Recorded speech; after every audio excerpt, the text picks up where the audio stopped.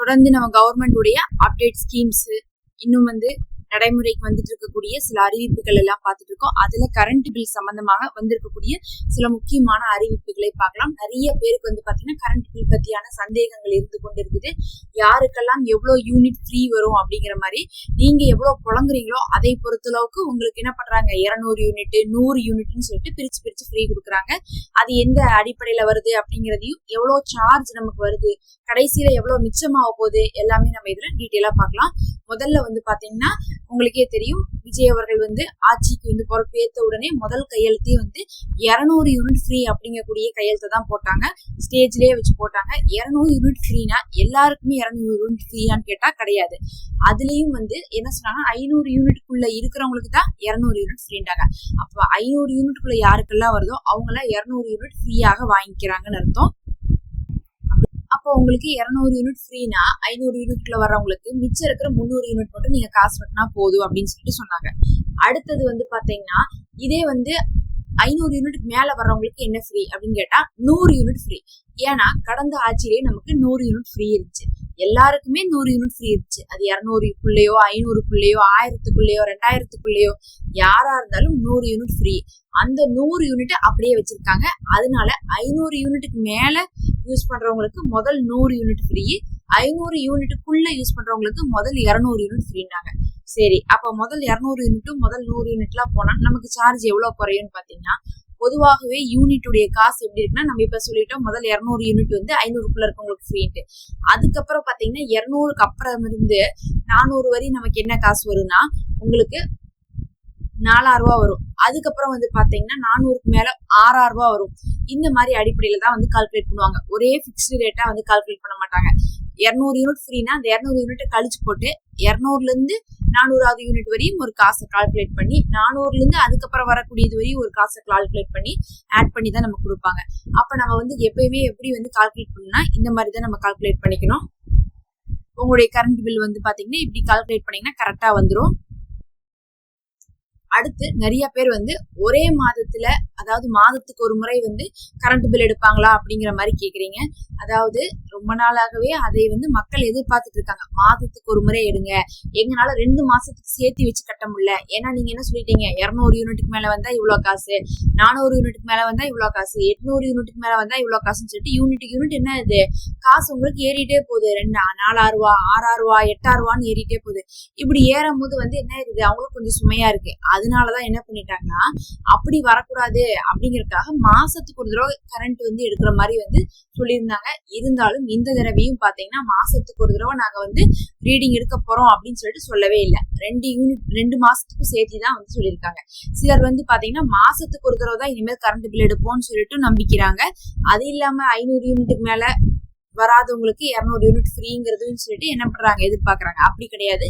2 மாசத்துக்கு சேர்த்து உங்களுக்கு வரக்கூடிய கரண்ட் 500 யூனிட்டா இருந்தா மட்டும்தான் உங்களுக்கு 200 யூனிட் ஃப்ரீ. இல்ல 500க்கு மேல வந்தா 100 யூனிட் ஃப்ரீயா தவிர மாசம் எடுக்கிறத பத்தி இன்னும் சொல்லவே இல்லை. அததான் மக்கள் எல்லாம் எதிர்பார்த்துட்டு இருக்காங்க.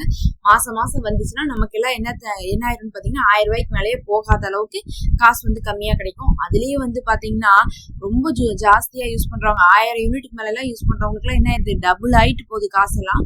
அதெல்லாம் எங்கேயோ போயிடுது. மாசம் 2000 3000 எல்லாம் கட்டிட்டு தான் இருக்கிறாங்க. இதெல்லாம் யாருக்கு ரொம்ப இடைஞ்சலா இருக்குன்னா இந்த ஏசி யூஸ் பண்றவங்களுக்கு தான் ரொம்ப இடைஞ்சலா இருக்கும். பொதுவா ஒரு 4 பேர் இருக்கிற குடும்பத்துல மாசத்துக்கு 2 மாசத்துக்கு சேர்த்து பாத்தீங்கன்னா உங்களுக்கு என்ன ஆகுது, உங்களுக்கு எப்படியும் ஒரு 450 70 அந்த மாதிரி வந்துடும். அவ்வளவுதான் பார்டருக்குள்ளதான் வரும். 500க்குள்ளேயே தப்பிச்சிருவாங்க. ஆனா ஏசி யூஸ் பண்ணா என்ன ஆயிருன்னு பாத்தீங்கன்னா உங்களுக்கு கண்டிப்பா டபுள் ஆகிறதுக்கான வாய்ப்பு இருக்கு. ஏன்னா ஏசி நல்ல கரண்ட்டை யூஸ் பண்ணுதுங்கிறனால.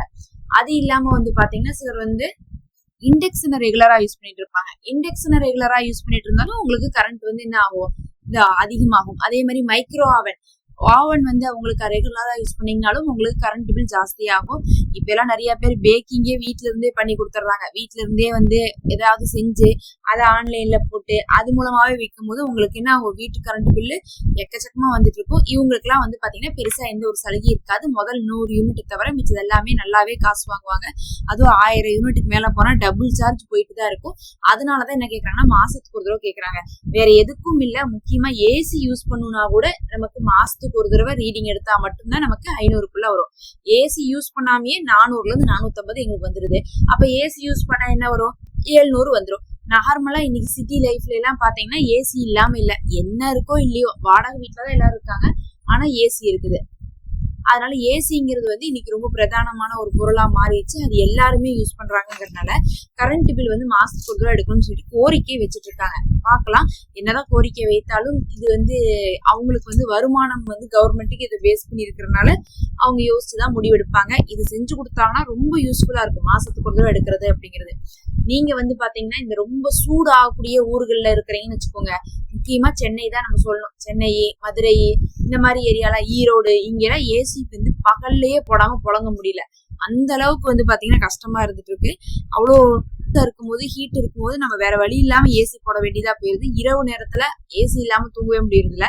அப்புறம் எப்படி நம்ம வந்து 500 யூனிட்ல மெயின்டைன் பண்றது அப்படிங்கிறது ஒரு பெரிய கேள்விக்குறியாதான் இருந்துட்டு இருக்கு. அடுத்து இன்னும் ஒரு டவுட் என்ன கேக்குறாங்கன்னா எல்லாருன்னா, இப்ப நம்ம வந்து இந்த மாசம் 500 தாண்டிடுச்சுன்னு வச்சுக்கலாம், அடுத்த மாசம் வந்து 500க்குள்ள வந்தா எங்களுக்கு எப்படி வந்து காசு வந்து கட்டணும்? ஒரு தடவை தாண்டிட்டாவே நாங்களுக்கு லைஃப் லாங் வந்து நாங்க வந்து 200 யூனிட் ஃப்ரீ இல்லையான்னு கேக்குறாங்க. அது வந்து நிறைய பேர் வந்து பாத்தீங்கன்னா ஒரு வதந்தின்னு தான் சொல்லணும். நிறைய பேர் இதை வந்து தப்பா நினைச்சிட்டு இருக்காங்க. அதாவது ஒரு தடவை நமக்கு 500 யூனிட் தாண்டிடுச்சு அப்படின்ட்டா லைஃப் லாங் நம்ம வந்து 500க்குள்ளேயே வந்தாலும் கூட நம்ம 500க்கு மேலதான் இருக்கிற காசை கட்டணும், நமக்கு ஃப்ரீ யூனிட்ஸ் இல்லைன்னு நினைச்சுக்கிறாங்க. அப்படிலாம் கிடையாது.